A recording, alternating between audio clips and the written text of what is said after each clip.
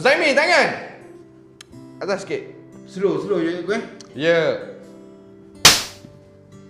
Dah kena Usaimi. Aduh, sakitnya.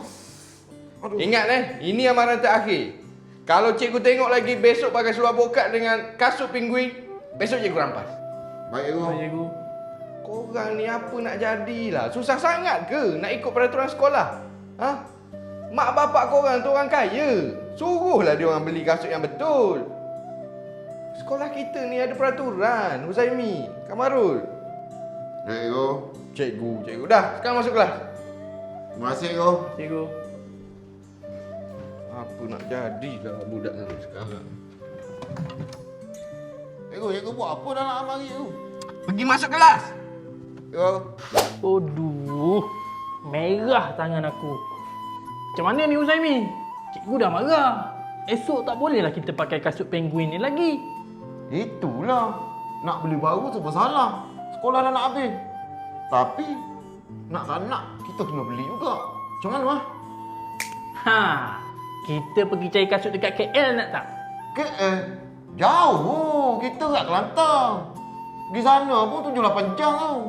Hei, come on lah. Kita kan anak kepada orang kaya. Kita pergi naik flight lah. Pergi pagi, balik malam. Macam mana? Itu aku setuju. Esok pagi, aku pergi ambil kau dengan kereta Rolls-Royce papa aku. Push, pergi airport naik kereta Rolls-Royce papa kau. Ini dah another level. Yelah. Okey. Cikgu. Semua bangun. Alibaba.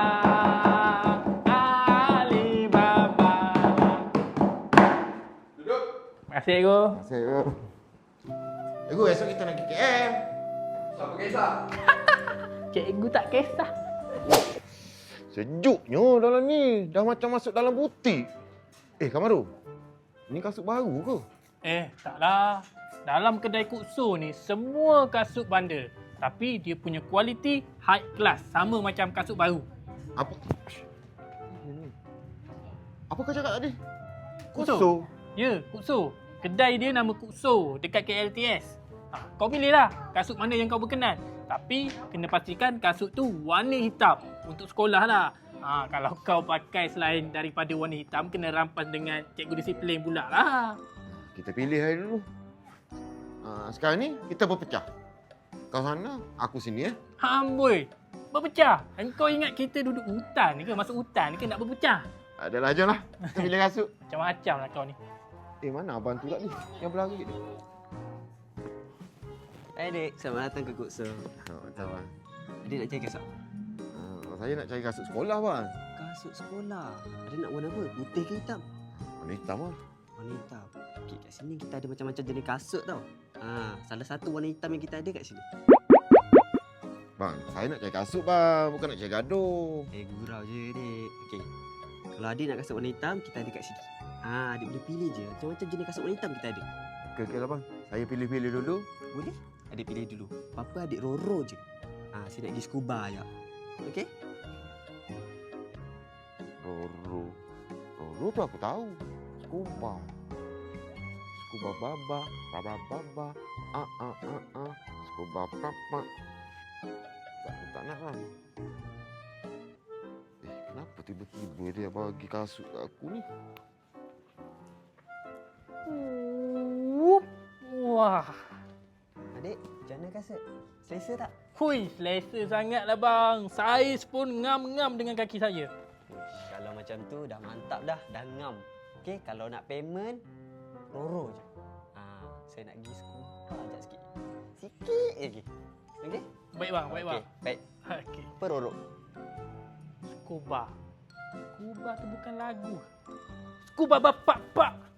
Bum bum bum bum bum. Hek. Bum bum bum bum bum. Hek. Bum bum bum bum bum. Hek.